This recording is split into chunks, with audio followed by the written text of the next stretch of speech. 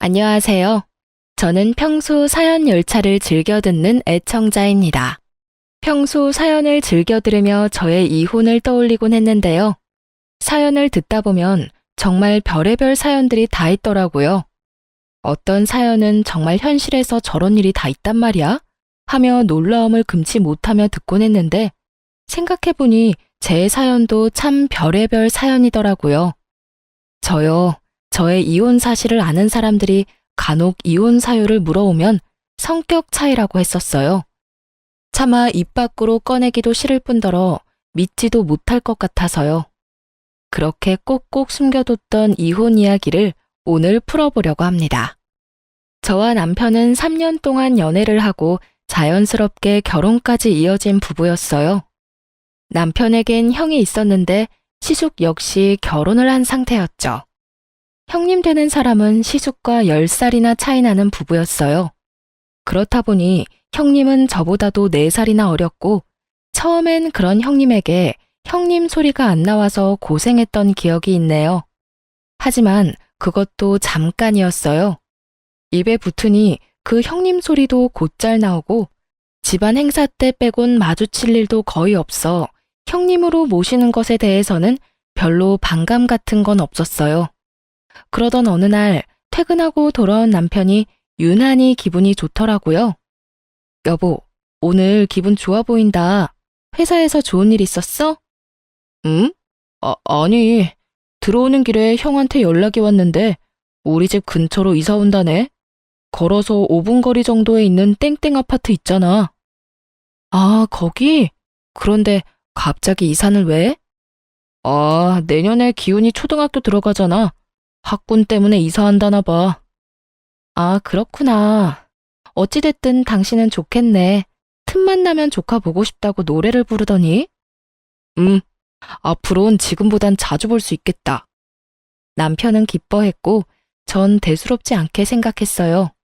형님네가 이사를 오든 말든 제가 관여할 바도 아니고 저에게 해가 될 것도 아니었으니까요. 그냥 그런가 보다 했어요.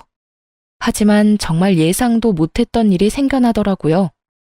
저는 그 당시 임신 준비를 하기 위해 일을 쉬고 있었어요.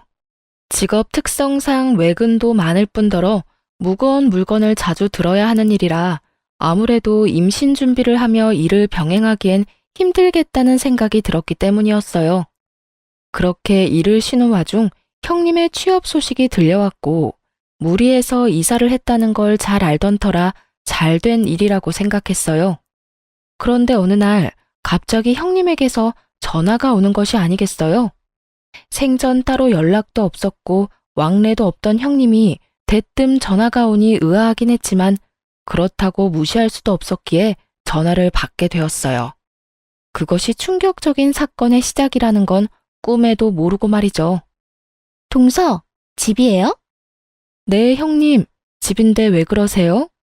아, 그럼 나 부탁 하나만 들어주면 안 될까요? 부탁이요? 네. 사실은 우리 기훈이가 유치원에서 다쳤다고 연락이 왔는데 나도 그렇고 애 아빠도 그렇고 지금 도저히 나갈 수가 없는 상황이라서요.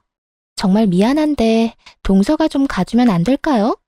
선생님 말씀으로는 얼굴을 다쳤다는데 이야기만 들어서는 어떤지 알 수 없어서요. 아, 네, 알겠어요. 그럼 기훈이 유치원 어딘지 문자로 좀 남겨주세요. 지금 바로 준비해서 가볼게요. 그렇게 전화를 끊은 후 저는 서둘러 옷까지만 챙겨 입고 유치원으로 향했어요. 다른 것도 아닌 아이가 다쳤다고 하니 저도 걱정이 되더라고요. 유치원에 도착하니 조카의 이마에서 피가 살짝 나고 있더라고요. 이야기를 들어보니 친구가 던진 장난감에 이마가 찍혀버렸고 심한 상처는 아닌 듯하지만 피가 나니 일단 연락드린 거라고 하더라고요. 전 일단 알겠다고 말하고 조카를 데리고 병원으로 갔어요. 제가 보기에도 상처가 심하지 않았고 일단 내과를 데리고 가보고 안 되겠다 싶으면 성형외과든 피부과든 가보려고 했죠. 조카의 상처를 꼼꼼히 살펴봐 주신 의사 선생님은 심한 상처는 아니니 안심하라고 말하셨어요. 이 정도로는 굳이 성형외과는 가지 않아도 된다며 아이들의 재생력으로 충분히 나을 수 있는 정도라고 하더라고요. 그저 조카가 좀 놀란 것 같으니 저녁은 부드러운 음식으로 주는 것이 좋겠다고 하고요. 그렇게 병원 진료를 마치고 약국에 들러 유아용 상처 연고를 산 후 집으로 돌아갔어요. 선생님의 말씀대로 조카는 많이 놀랐는지 자꾸 안아달라고 성화였고 전 7살짜리 남자아이를 안아 재우기까지 했어요. 그렇게 겨우 조카를 재우고 저녁을 준비하고 있는데 뒤늦게 형님과 시숙이 아이를 데리러 왔더라고요. 오셨어요? 기훈이 아까부터 자고 있어요. 병원은 다녀왔는데 병원에서 심하지 않다고 연고만 잘 발라주라고 하더라고요. 연고는 여기 있어요. 일반 내과만 갔다가 온 거예요? 성형외과는요? 아무리 심하지 않다고 해도 얼굴인데 성형외과를 갔어야죠. 왜 성형외과는 다녀오지 않았냐며 다짜고짜 따지는 형님을 보는데 참 어이가 없더라고요. 아니, 이럴 땐 고맙다, 미안하다, 오늘 고생이 많았다가 먼저 아닌가요? 제 심정 같았으면 당장이라도 쏘아붙이고 싶은 걸 겨우 참고서 상황을 전해주었죠. 그게 의사 선생님이 상처가 심하지 않다고 굳이 성형외과나 피부과는 가지 않아도 된다고 하더라고요. 애들 재생력이 생각보다 좋아서 이 정도 상처는 충분히 자연 치유가 가능하다고요. 그래서 그냥 집으로 왔어요. 기훈이도 워낙 칭얼거리기도 하고 집에 와서도 많이 놀랐는지 계속 안아달라고 해서 안아재우기도 했고요. 이 정도 설명이면 알아들었겠지 했는데 형님은 제 말을 전혀 알아듣지 못한 눈치더라고요. 아니, 아예 들을 생각이 없는 사람처럼 보이더군요. 제 말이 끝나자마자 개거품을 물고 따지기 시작했으니까요. 아, 몰라요, 몰라. 아무리 그래도 이마가 찍혀서 피까지 났는데 일반 내과가 뭐예요, 일반 내과가. 내가 전화로 그렇게까지 부탁했는데 정말 너무한 거 아니에요? 그래요, 재수씨. 이번 일은 저도 재수씨한테 좀 섭섭하네요. 형님에 이어 시숙까지 저에게 따지고 드는데 정말 억울해서 돌아버리겠더라고요. 이러려고 시간 내서 부탁을 들어준 것이 아닌데 짜증도 나고요. 그래서 전 더는 참지 않기로 했고 한마디 쏘아 붙여주었죠.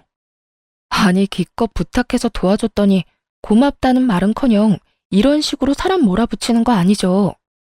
더는 할 말도 없고 듣고 싶은 말도 없어서 그러는데 이제 돌아가 주실래요? 뭐요? 동서 진짜 너무하네. 지금 사과받아야 할 사람이 누군데?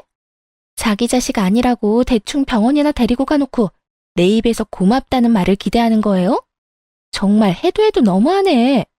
혹시라도 우리 아들 이마에 흉이라도 지는 날엔 동서가 다 책임져야 할 거예요. 알겠어요? 그렇게 흉터가 걱정이면 이러고 있을 시간에 성형외과에 데리고 가면 되지. 왜 엄한 사람한테 책임 전가를 해요? 지금이라도 데리고 가요. 야간 진료하는 데 많다고요. 저의 고함에 두 사람은 조카를 데리고 돌아가 버렸고 남편은 끝까지 아무 말도 없더군요. 정말 너무나도 어이가 없었어요. 시숙은 형님 편을 든다고 바쁜데 남편은 강 건너 불구경하듯 지켜만 보고 있었으니까요. 당신은 왜 아무 말도 안 해? 이럴 땐 내 편을 들어줘야지. 내가 굳이 편 들고 말고 할 게 없던데. 뭐? 혼자서 충분히 잘 싸우는데 내가 왜 나서. 괜히 나까지 나서면 큰 싸움 나지. 이 어이없는 남편의 말을 듣고 있는데 남편과 입씨름할 전이마저 상실되는 기분이더라고요. 길게 말해봤자 제 입만 아플 것 같아 다음부턴 이런 일이 있다면 가만히 있지만 말고 나서달라는 당부와 함께 일단락시켰어요. 그런 일이 있고 난 후 염치라는 게 있는 사람이라면 다시 도움을 청하는 일이 없어야 할 텐데 형님은 염치도 양심도 없는지 줄기차게 연락이 오더라고요.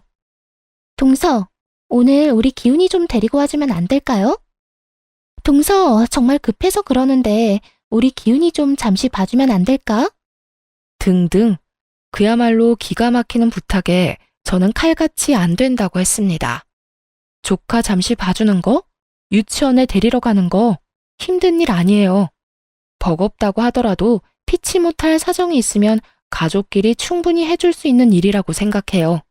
하지만 지난번 사건 이후 여전히 고맙다는 말만 아니라 미안하다는 말도 없었고 저도 기분이 많이 상해 있는 상태였죠.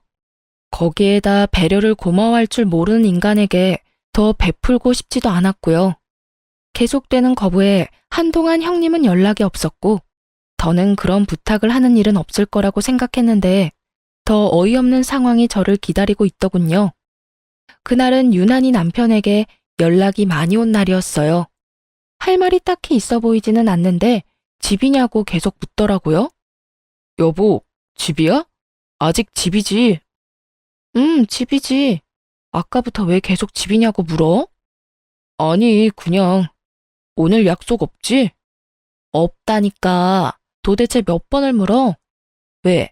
무슨 일 있어? 집에 택배 올 거 있어? 아니, 그런 건 아닌데 오늘은 집에 꼭 있어줘. 이런 식으로요. 저는 나갈 곳도 없긴 했지만 혹시나 하는 마음에 집 밖으로 나가지 않고 있었고, 그렇게 집에서 쉬고 있는데 모르는 번호로 전화가 오더라고요. 모르는 번호는 받지 않던 터라 그 전화 역시 받지 않았고, 전화가 끊기는가 싶더니 그 번호로 문자가 오더군요.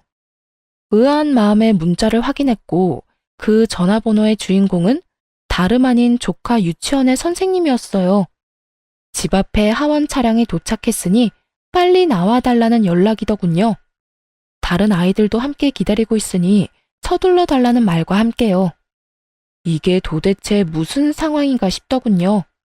문자를 잘못 보냈다고 생각하기엔 조카의 이름이 맞았고, 도착했다며 함께 보내온 사진이 저희 집 앞이 확실했기에 불이 나게 집 앞으로 나갔어요. 그곳엔 유치원 버스 앞에 서 있는 조카가 있었고, 일단 조카를 맞이하긴 했지만 그 모든 상황이 참 당황스럽더라고요. 상황 파악이 되지 않은 저는 이게 어떻게 된 일인지 선생님께 물었어요. 저기 선생님, 기훈이가 왜 여기서 내리는 걸까요? 전달 못 받으셨어요? 기훈이 어머님께서 앞으로 기훈이 여기서 내리면 된다고 하셨는데요. 기훈이 삼촌 집이라고 하던데 아닌가요? 아, 맞긴 한데 전달받은 게 없어서요. 일단 알겠습니다. 그 순간 딱 한 가지는 알겠더군요. 다른 건 몰라도 남편 역시 이 일에 개입이 되었다는 사실을요.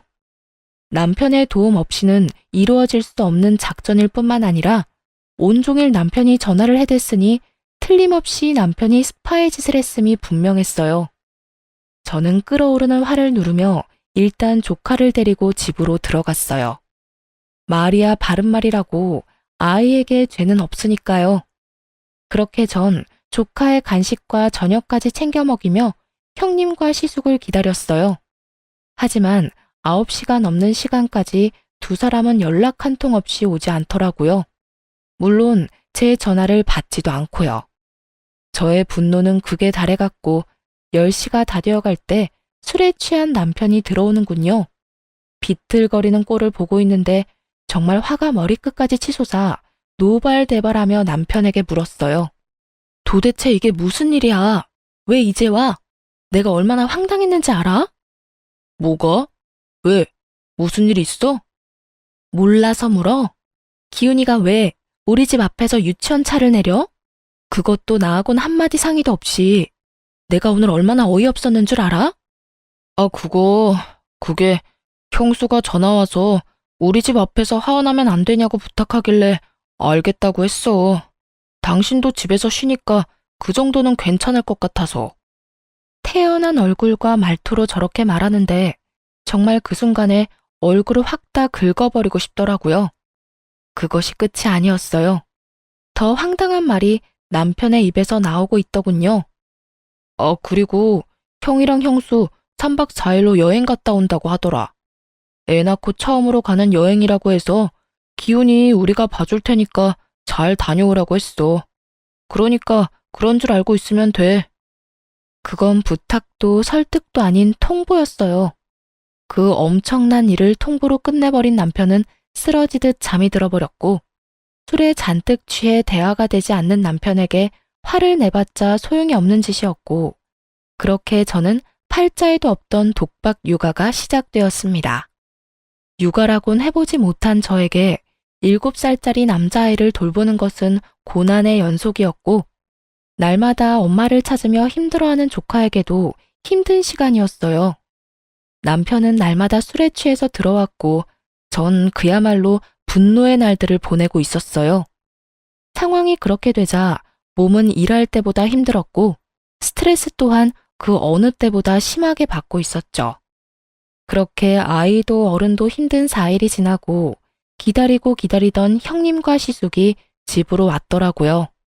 그래도 이번에는 고맙다는 말 정도는 하겠지 했는데 기대했던 제가 바보였습니다.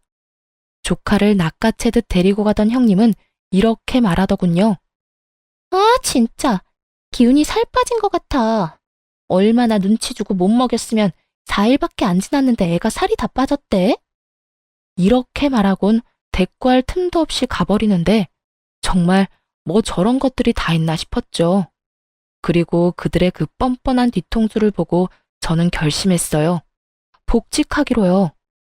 여전히 입을 다물고 있는 남편에게 오만 정이 떨어져 버렸고 그랬기에 임신 준비는 하고 싶지 않았어요. 전 결심이 서자마자 회사에 복직 신청을 했고 운 좋게 그 당시 육아휴직을 낸 직원이 있어 생각보다 복직은 빠르게 할 수 있었죠. 저는 저번에 남편이 그랬듯이 똑같이 통보를 해주었습니다. 나 복직됐어. 다음 주 월요일부터 출근이야. 뭐? 복직? 나하고 한마디 상의도 없이 무슨 복직이야. 내가 복직하는데 당신하고 굳이 상의해야 해? 하여튼 난 다음 주 월요일부터 출근이니까 그런 줄 알고 기훈이 케어는 알아서 하라고 전해줘. 정 안 되면 당신이 직접 휴가 내고 돌보든지. 그렇게 전 육아에서 해방됐고 회사 생활을 하며 바쁘게 지냈어요. 조카 문제가 사라지니 남편과 저 사이에 기분 상하는 일도 없었고 점점 관계도 회복되고 있었어요. 일은 힘들어도 정신적인 스트레스가 없으니 집에서 쉴 때보다 몸도 마음도 더 건강해지는 기분이 들며 평화가 다시 찾아왔구나 싶더라고요. 그런데 복직한 지 한 달도 채 되지 않은 어느 날, 집으로 시댁 식구들이 몰려왔더군요. 무슨 일인가 싶었더니 성질도 급한 형님은 거두절미하고 본론을 꺼내기 시작했어요. 동서, 피차 바쁜 사람끼리 말 돌리지 않고 본론만 말할게요. 회사 일 힘들 텐데 괜한 고생하지 말고 다시 그만두고 우리 기훈이 좀 다시 봐줘요. 뭐라고요? 우리 기훈이 좀 다시 봐달라고요. 하원하고 몇 시간 봐주면 돼요. 아, 그냥 봐달라는 건 아니고 한 달에 30만 원 줄게요. 완전 거저 아니에요? 고작 몇 시간 보고 30만 원이면. 아, 그러니까 기훈이 하원시키고 형님네 퇴근할 때까지 데리고 있으면 30만 원을 주겠다. 이 말이죠? 저는 너무 황당해 제가 들은 말이 잘못된 것이 아닌지 다시 물었고 형님은 제 눈치를 한번 살피더니 더 황당한 말을 하더라고요. 아, 30만 원이 작아서 그래요? 그래요. 그럼 50만 원. 그 이상은 안 돼요? 우리 기훈이 이제 다 커서 딱히 신경 쓸 일도 없고 그저 하원만 해주고 간식 챙겨주는 게 다예요. 혹시나 우리가 늦어지면 저녁도 좀 챙겨주고요. 어때요? 간단하지 않아요? 진짜 별 미친 소리를 다 듣는구나 싶더라고요. 돈도 던이었지만 부탁하는 말투가 아니라 명령조라 제 기분은 곱절로 더 상해버렸고 이런 문제는 직구가 답이라는 생각에 확실하게 제 뜻을 전했어요. 50만 원이요? 50만 원 받고 애볼 바엔 그냥 회사 다니죠. 제가 지금 월급이 200 정도는 넘는데 이만큼 줄 수 있어요? 월급만큼 준다고 하면 생각은 해볼게요. 아, 상여금, 퇴직금도 물론 챙겨줘야 하는 건 알고 있죠? 저는 형님을 똑바로 보며 말했고 그런 제 말에 형님이 뭐라고 대꾸할 틈도 없이 시무가 노발대발하며 나서더군요. 너 진짜 돈독이라도 올랐니? 가족끼리 그냥 도와주지는 못할 망정 지금 받는 돈만큼 내놓으란 말이 나와? 나 같으면 50만 원 받고 기훈이 3, 4시간 봐달라고 하면 2팔 벌려 봐줄 거다. 그건 뭐가 힘들다고 그리 야속하게 굴어? 그렇게 좋은 제안이라고 생각하시면 어머님이 봐주시면 되겠네요. 뭐라고? 조금 전에 그러셨잖아요. 어머님 같으면 두 팔 벌려 봐준다고. 그러니까 저한테 이러지 말고 어머님이 형님네 가서 기훈이 봐주면 되겠네요. 두 팔까지 벌려 환영한다던 시모는 제 말에 혹여나 자신에게 불똥이라도 튈까 겁이 났는지 딴청을 피우기 시작했고, 상황이 마음대로 흘러가지 않자 초조해진 형님은 어린아이처럼 떼를 쓰기 시작하더군요. 아, 그러지 말고 좀 봐줘요. 50만 원 준다니까요. 그리고 솔직히 말해서 회사에 다니는 것보다 애 잠시 맡아주는 게 더 편하잖아요. 이보다 더 쉽게 돈 벌 수 있는 방법이 어디 있다고 그래요? 그렇게 쉬우면 형님이 회사 그만두고 애나 봐요. 자기 자식 자기가 알아서 해야지 왜 애 먼 사람 잡고 떼를 써요? 이렇게 말한 저는 이 상황을 끝내기 위해 남편에게 눈치를 줬고, 저의 눈빛을 읽은 남편이 그제야 급하게 중재를 나서기 시작했어요. 그만들 좀 해요. 이러다 진짜 큰 싸움 나겠어. 형수도 상황이 곤란한 건 알겠는데 아무래도 이번 부탁은 들어주기 힘들 것 같아요. 이 사람 복직한 지도 얼마 안 됐고 무엇보다 이 사람이 이렇게나 싫어하잖아요. 그러니까 다른 방법을 찾아보기로 하고 오늘은 이만 다들 돌아가 주세요. 다음에 다시 이야기하는 게 좋을 것 같네요. 남편은 꽤 단호하게 말하며 시댁 식구들을 내쫓다시피 하며 보내버렸고, 이젠 더는 분란이 일어나는 일은 없겠지 했습니다. 이렇게까지 했는데 더는 조카 이야기를 저에게 꺼낼 리가 없을 테고, 조카 일만 아니라면 형님네와 부딪히는 일은 없을 거라 생각했으니까요. 하지만 그건 저의 크나큰 착각이었고, 조카 일보다 더 경악스러운 일이 저에게 일어나고야 말았어요. 그날은 다름 아닌 친정엄마의 생신이었고, 늘 그랬듯이 남편과 함께 엄마를 만나기 위해 집을 나서려는 순간이었어요. 그런데 남편에게 전화가 한 통 오더라고요. 왜? 무슨 일 있어? 그게 회사에 급한 일이 생겨서 지금 가봐야 할 것 같아. 어떡하지? 어떡하긴 하는 수 없지. 얼른 가봐. 미안해. 장모님께도 죄송하다고 전해주고. 그렇게 남편은 떠나버리고 섭섭한 마음이 들긴 했지만 남편의 얼굴이 심상치 않기도 했고, 무엇보다 회사 일이 그렇다는데 제가 뭐라고 하겠어요? 가라고 하는 수밖에요. 사정을 전해들은 엄마는 괜찮다며 별 수 없다고는 하셨지만 내심 섭섭해 보여 제 마음이 좋지 않더라고요. 아빠는 돌아가셨고 저는 외동이었던 터라 남편이 있고 없고의 차이가 컸거든요. 그렇게 식사가 끝나고 엄마가 소화되지 않는다며 걷고 싶다고 했고, 전 남편과 함께 갔던 유명한 산책공원이 떠올라 그곳으로 엄마를 모시고 갔어요. 산책로도 잘 돼 있고 풍경도 좋아서 모시고 간 것이었죠. 한참 그렇게 걷고 있는데 어디선가 익숙한 목소리가 들려왔고 뒤를 돌아보니 그곳엔 남편과 형님, 조카가 웃으며 함께 있더군요. 모르는 사람이 본다면 행복한 가족의 모습 그 자체였어요. 제가 발견한 남편을 엄마가 발견하지 못했을 리 없었고, 엄마는 제 눈치를 살피더니 이야기를 나눠보라고 하며 먼저 집으로 가겠다고 하더군요. 그렇게 엄마가 먼저 떠나고 그런 엄마의 모습에서 더 큰 분노를 느낀 전 남편에게 다가갔어요. 당신 여기서 뭐해?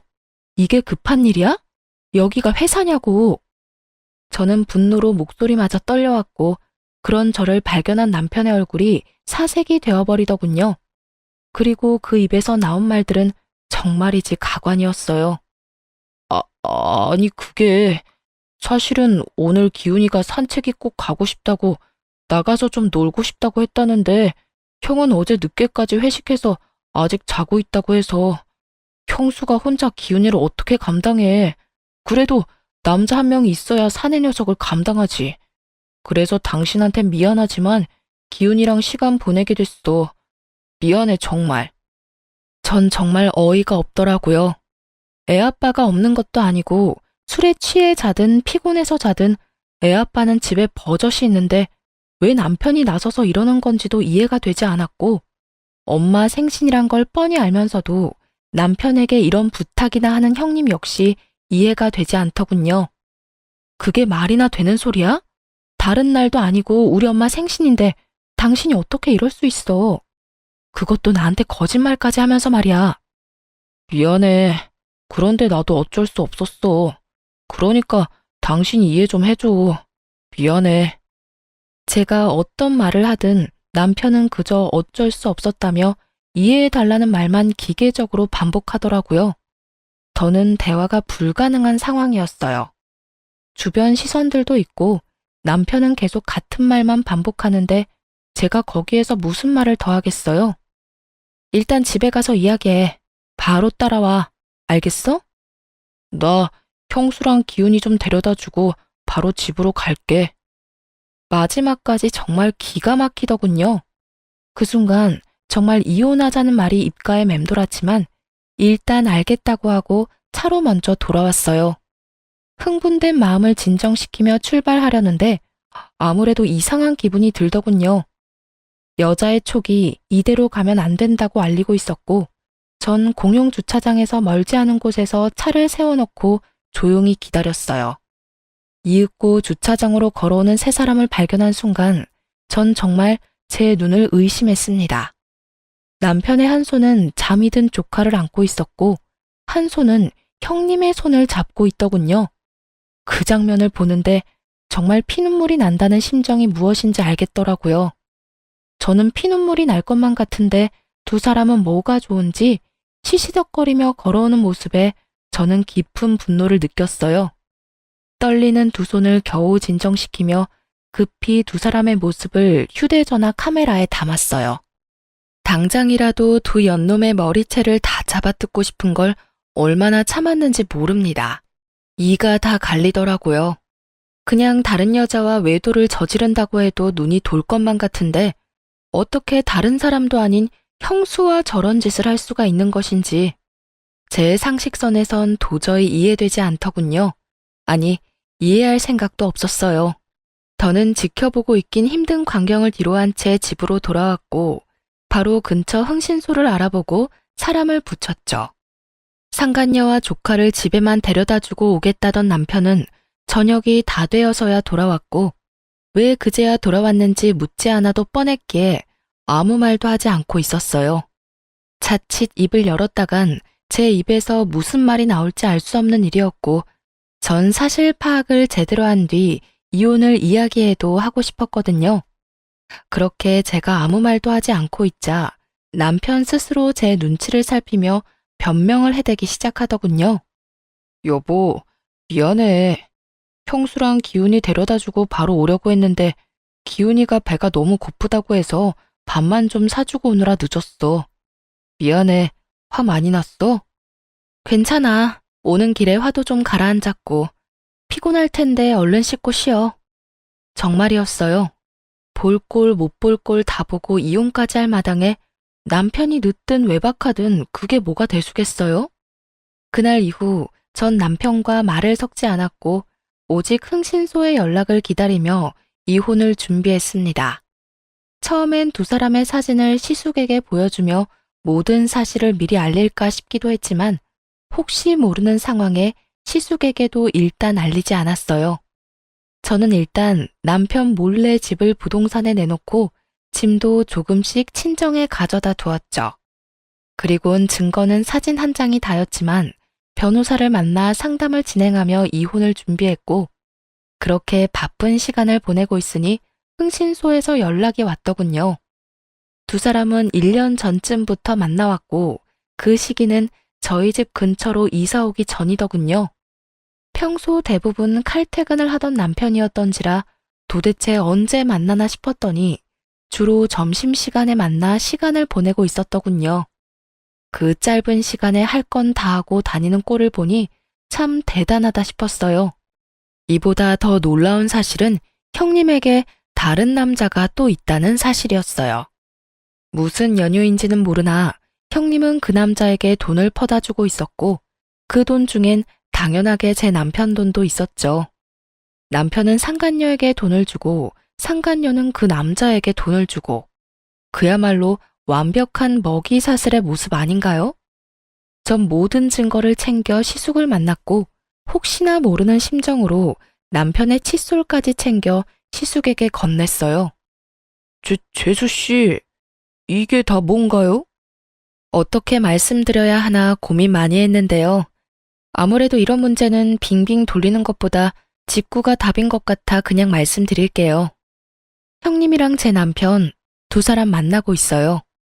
가족끼리 서로 돕자고 만나는 게 아니라 외도를 저지르고 있다고요. 그게 사실인가요? 네, 우연히 두 사람이 있는 걸 봤고 사람까지 붙여 알아봤어요. 증거들은 방금 드린 봉투 안에 다 들어있고요. 시기적으로 봤을 때 가능성은 희박하긴 하지만 만에 하나라도 모르는 일이니 남편 칫솔도 챙겨왔어요. 이거 가지고 유전자 검사해보세요. 아주버님도 해보시고요.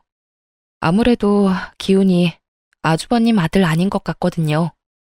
시숙은 처음에 충격에 빠진 듯 하더니 이내 저에게 조금만 기다려달라고 하더라고요. 유전자 검사 결과가 나오면 그때 한 번에 다 터트리자고 했고 저 역시 그 의견에 동의했어요. 그렇게 시숙과 전 유전자 검사 결과를 기다렸죠. 그 결과는 정말 참담했어요. 유전자 검사 결과 시숙도 남편도 조카의 친부가 아니었습니다. 친부는 따로 있던 것이었고 발칙한 형님은 이 사실을 감쪽같이 숨기고 있었던 것이죠.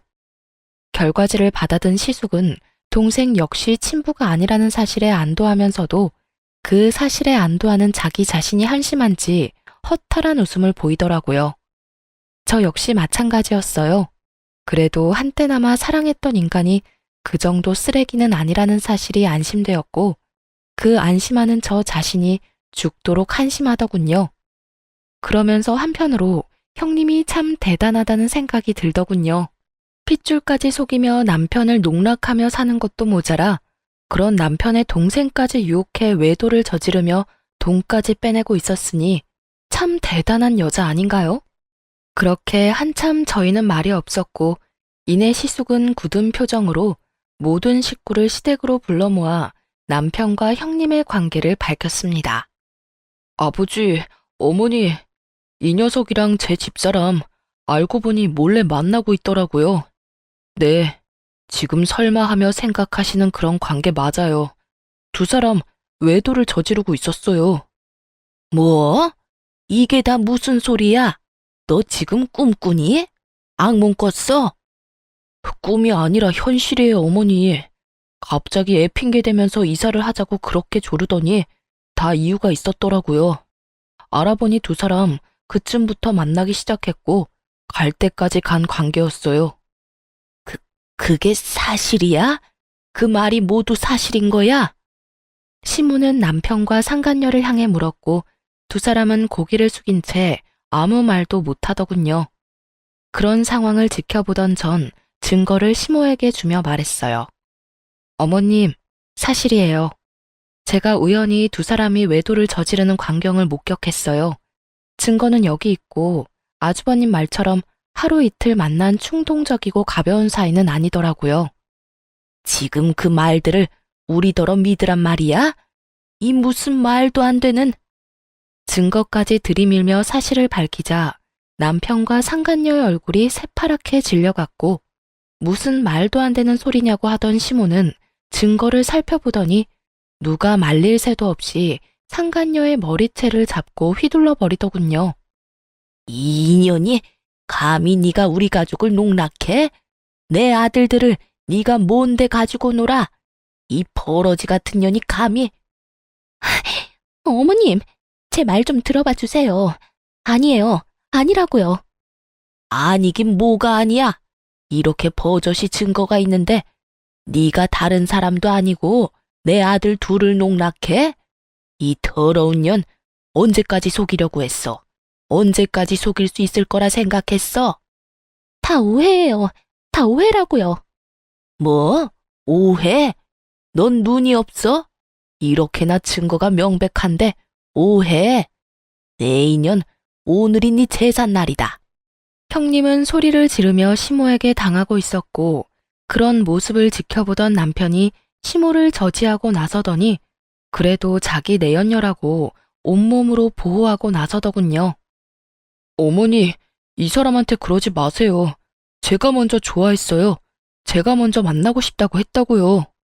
어쩌면 그 입에서 나오는 한마디 한마디가 그리도 주옥 같은지 그 눈물겨운 사랑을 응원해주고 싶은 심정이더군요.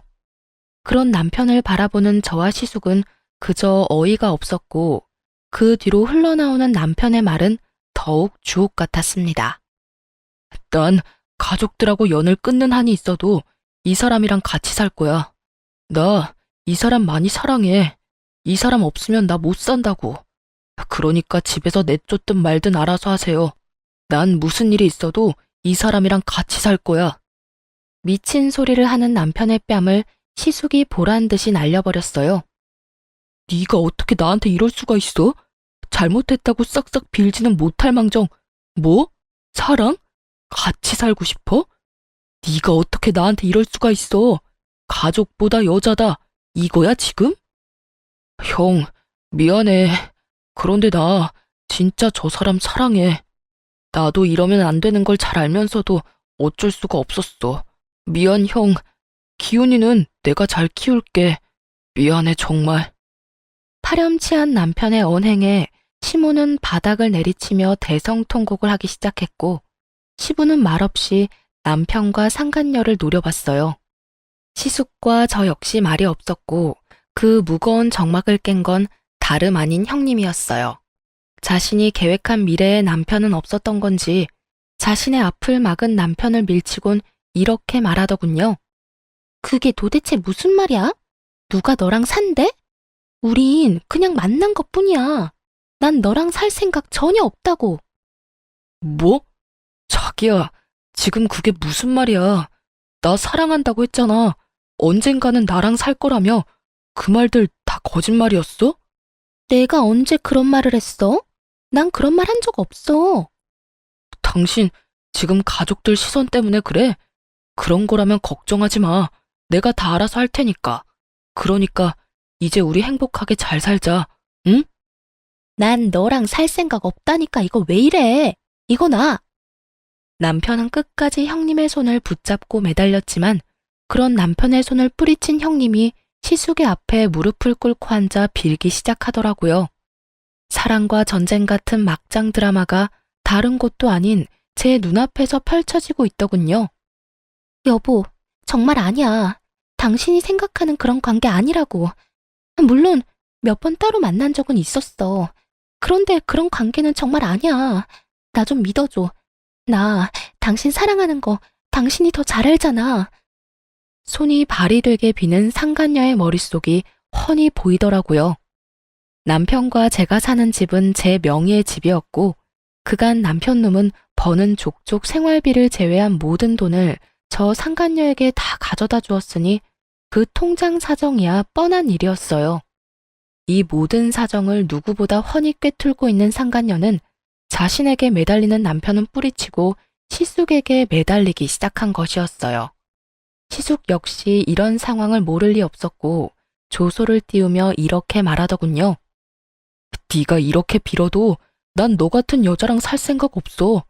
무조건 이혼할 거니까 그런 줄 알고 네 애아빠한테나 가서 잘 살아. 가족끼리 오손도손 살면 되겠네. 새파랗게 질렸던 상간녀의 얼굴은 시숙의 2차 폭로로 인해 사색이 되어버렸고 반사적으로 시치미를 떼기 시작하더군요. 그게 무슨 말이야? 애아빠라니. 우리 기훈이 아빠는 당신이잖아. 시숙은 끝까지 시치미를 떼는 상간녀를 향해 가슴 주머니에 묻어두었던 유전자 검사지를 던져버리며 말했어요. 다 알고 있어. 다 알고 있다고.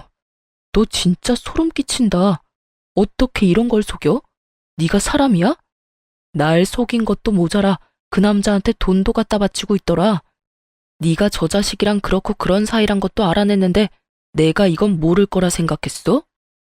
여보, 내가 그 남자한테 돈을 준 건 맞는데 그건 다 그 남자가 계속 협박을 해서 그런 거야.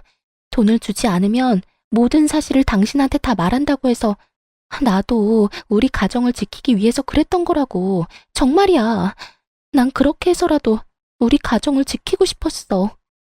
가정을 지키고 싶다는 사람이 남편 동생과 외도를 저지르다니 이렇듯 말도 안 되는 변명들이 난무하고 있었고 이 모든 상황을 정리할 사진을 시숙이 던져버렸어요. 협박? 어쩔 수가 없었어? 넌 이게 어쩔 수 없는 사람의 표정이야? 마지막 사진은 다름 아닌 형님과 그 내연남과의 사진으로 두 사람이 다정하게 팔짱을 끼고 있는 사진이었어요. 상간녀는 더는 할 말이 없는지 그저 용서해달라는 똑같은 말만 되풀이했고 시숙은 그런 상간녀를 끌어다 쫓아내려고 했죠. 그러니 미쳐버린 상간녀가 이번에는 저에게 미친 소리를 하기 시작하더군요. 이게 다 니년 때문이야. 니년 때문이라고. 다 알았으면 조용히 입 다물고 있을 것이지 왜 입을 놀리고 다녀? 왜 다 알려서 이 사단을 만드냐고. 책임져. 책임지라고. 눈이 반쯤 돌아버린 상간녀는 저의 멱살을 잡고 흔들며 고함을 질렀고 전 그 손을 빠르게 뿌리치고 뺨을 날려버렸습니다. 너 진짜 미쳤구나. 상황 판단이 안 돼?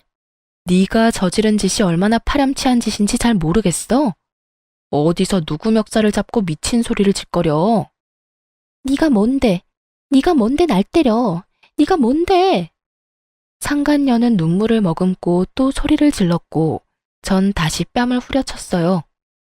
정신 차려. 네가 이렇게 미친년처럼 소리를 지른다고 해도 달라질 건 없어. 그리고 상대를 봐가면서 소리를 질러야지. 어디서 감히 상간녀 주제에 당당하게 고개까지 쳐들고 고함을 질러? 입 못 다물어? 제 말에 상간녀는 저를 죽일 듯이 노려봤고 남편은 자리에 주저앉은 채 멍하니 모든 상황을 지켜만 보고 있더라고요. 전 그런 남편에게 다가가 최후의 통첩을 날렸어요. 우리도 이혼하자. 난 이제 너 같은 인간이랑 살 생각 전혀 없어. 저는 이혼을 통보했고 그제야 정신을 차린 남편이 저를 보며 빌기 시작하더군요. 여보, 이혼이라니.